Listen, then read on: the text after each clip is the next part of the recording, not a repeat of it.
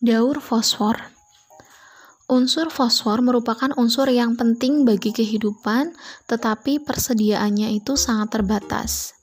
Sumber fosfor terbesar itu berasal dari bebatuan dan endapan-endapan yang berasal dari sisa makhluk hidup. Nah, sumber ini lambat laun akan mengalami pelapukan dan erosi.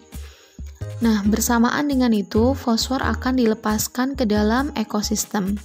Akan tetapi, sebagian besar senyawa fosfor hilang ke perairan dan diendapkan. Adapun fosfor dalam tubuh kita itu merupakan unsur penyusun tulang, gigi, DNA atau RNA, dan protein. Nah, daur fosfor itu dimulai dari adanya fosfat anorganik yang berada di dalam tanah yang kemudian diserap oleh tumbuhan. Hewan itu tidak dapat memanfaatkan fosfat anorganik, sehingga hewan akan memakan tumbuhan untuk memperoleh fosfor dari tumbuhan yang dimakannya.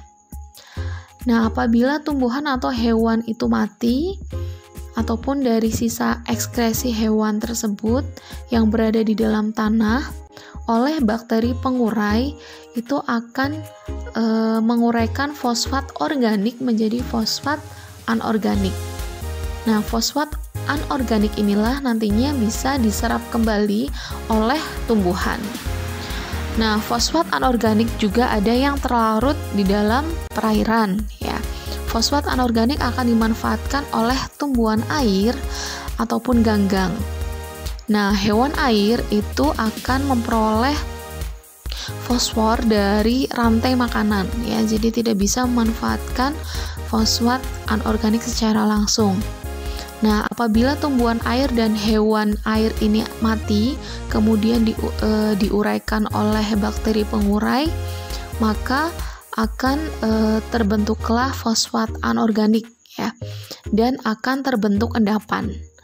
Nah, apabila endapan tersebut itu terjadi di laut yang dalam, maka ini tidak bisa dimanfaatkan kembali karena tidak ada arus air. Sedangkan apabila endapan fosfat itu berada di laut yang dangkal, maka apabila ada arus air, maka ini akan teraduk, ya, dan kemudian akan menyuburkan ekosistem di daerah tersebut, ya, dan otomatis jika ekosistemnya subur, otomatis banyak biota laut yang hidup di situ.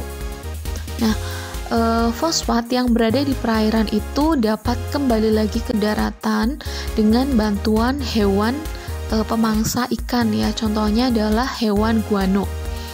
Hewan guano ini adalah spesies burung laut yang dia memangsa ikan-ikan yang ada di laut, ya, sehingga fosfat yang ada di perairan itu nantinya akan terbawa, ya, karena dimakan, ya, karena guano itu memakan ikan-ikan laut, kemudian terbawa ke daratan dan dikeluarkan bersamaan dengan fesesnya, ya. Jadi fesesnya si burung guano ini bisa dijadikan sebagai pupuk guano karena mengandung fosfor yang tinggi.